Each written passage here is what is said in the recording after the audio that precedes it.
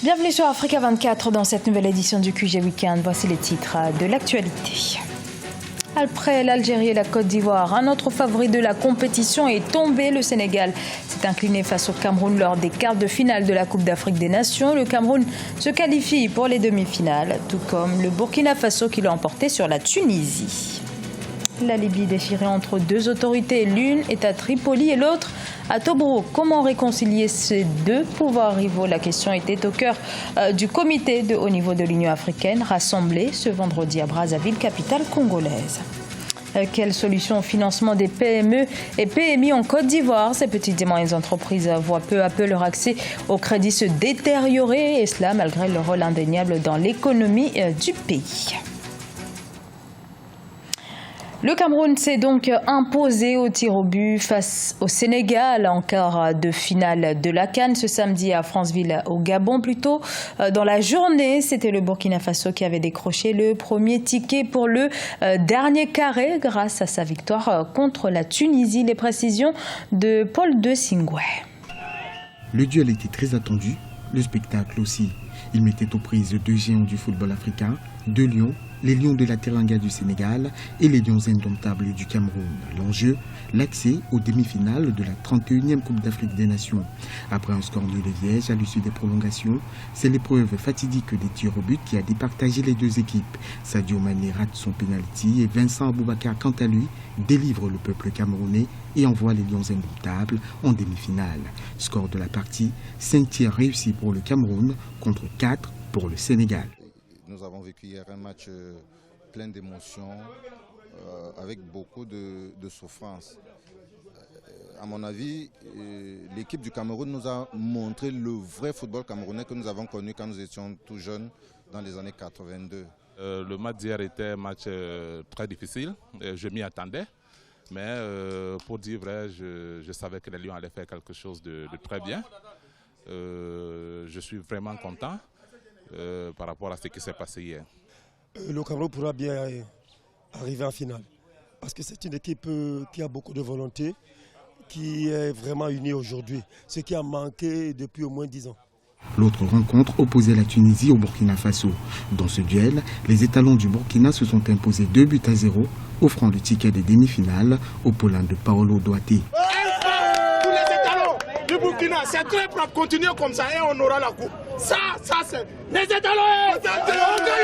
Ce soir, nous avons présenté aux yeux de tout le monde entier et aux yeux de toute l'Afrique qu'on est l'une des meilleures équipes ici au Faso, ici en Afrique aussi. Cette année, la coupe là, c'est pour le Burkina, ça vient ici.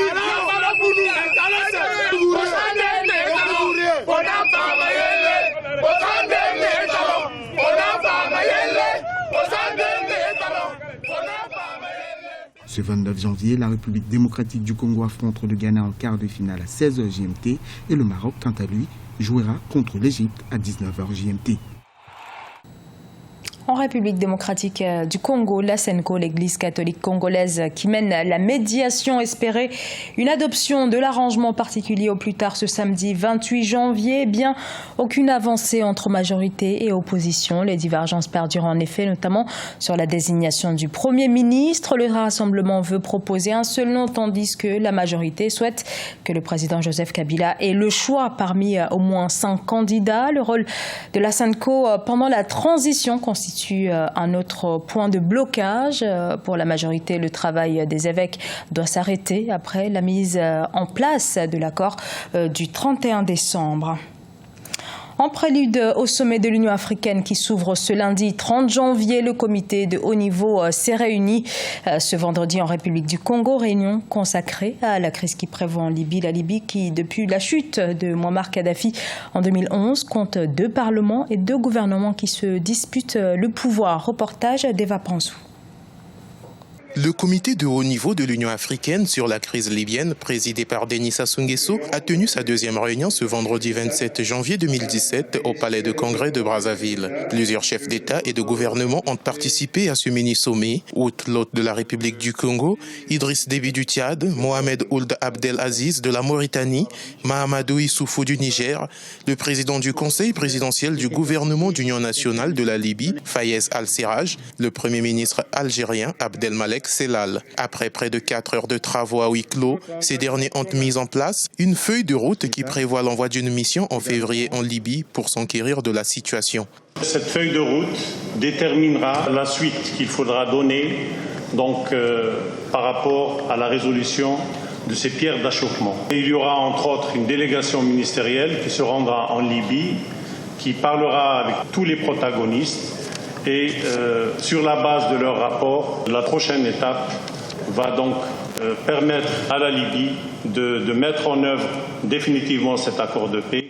Notons que le comité de haut niveau a approuvé le programme d'activités relatif à la mise en œuvre de cette feuille de route et a encouragé ses ministres respectifs à assurer le suivi du calendrier pour l'accomplissement de leurs activités. Ce comité a réaffirmé la nécessité d'une solution politique négociée, la seule pouvant garantir une paix durable en Libye et vers laquelle fin il était urgent de coordonner tous les efforts régionaux et internationaux. Toutes les parties libyennes doivent concourir à la recherche de la solution politique à la crise libyenne et que aucune des parties ne sera mise à l'écart. Le défi libyen sera relevé par l'Afrique, puisque, comme vous le constatez, elle se mobilise à cet effet. Cette rencontre de Brazzaville a été également honorée par la présence des représentants des pays voisins de la Libye, mais aussi celle du haut représentant de l'Union africaine pour la Libye,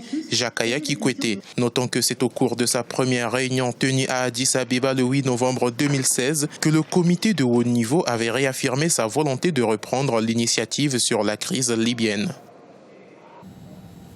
La pérennité des jeunes entreprises, un défi notamment en Côte d'Ivoire. Ces entreprises qui représentent pourtant 98% de l'économie formelle sont en difficulté. Les PME se heurtent en effet à la problématique du financement. En conséquence, une grande partie est contrainte au dépôt de bilan en à peine quelques années d'activité. Reportage entre correspondants Olivier Conan.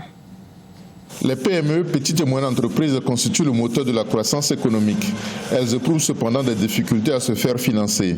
Cette difficulté peut être résolue par l'institution de garantie à leur profit quand elles sollicitent des financements. À travers des produits de garantie, African Guarantee Fund aide les banques à transformer les ressources courtes dont elles disposent en ressources longues pour pouvoir répondre aux besoins de financement des PME. Cela réduit les risques de perte pour les banques en cas de défaut de paiement.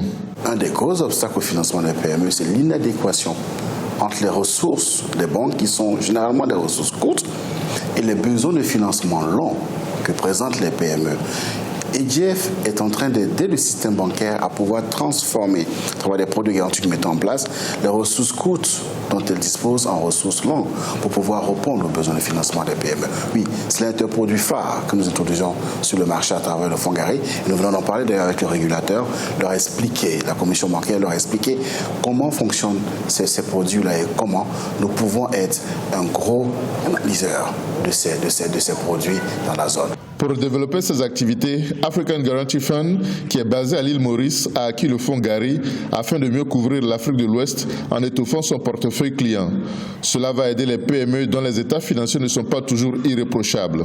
Sur les PME, on a ce qu'on appelle les asymétries d'information, c'est-à-dire la PME sait la réalité de sa solvabilité, mais peut maquiller ses documents financiers de sorte que ça puisse paraître beau, et donc à la fin, la banque trouve qu'il y a énormément de risques là-dessus. Donc, quand l'AGF acquiert le fonds Gary qui fait de la garantie de la sous-région, mais c'est une très bonne chose parce que ça donne de la capacité à l'AGF pour pouvoir intervenir de manière très spécifique et très directe sur l'Afrique de l'Ouest. African Guarantee Fund a été créé à l'initiative de la Banque africaine de développement pour aider les banques à financer les petites et moyennes entreprises en instituant les garanties appropriées.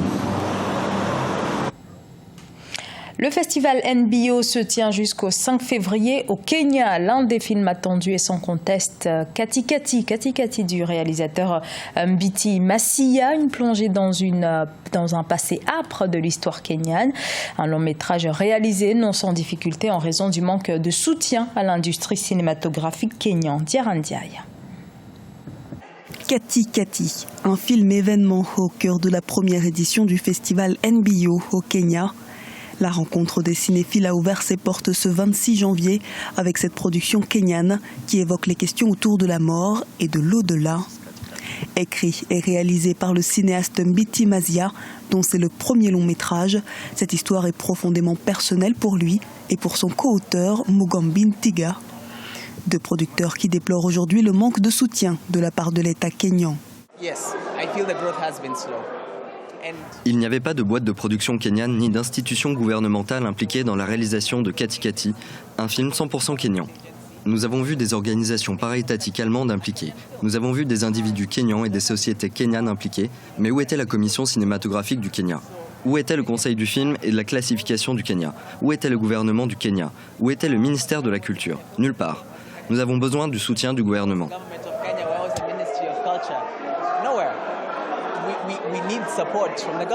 Katikati, sorti en 2016, a rencontré un franc succès. Le film a ainsi remporté le prix de la Fédération internationale des critiques de cinéma au Festival international du film de Toronto. Le choix de ce film comme vitrine de festival n'est donc pas anodin pour les organisateurs. Le festival NBO ambitionne bien sûr d'attirer les amoureux du 7e art, mais aussi et surtout de donner une vitrine aux films locaux afin de promouvoir l'industrie culturelle du pays.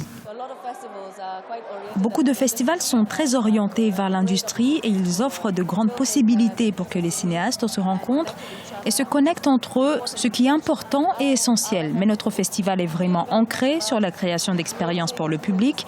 Notre sélection de films veut et doit plaire au public parce que nous pensons vraiment que la croissance du secteur cinématographique dépend de l'appréciation du public kényan et nous pensons que le potentiel est là et nous pensons qu'il est énorme.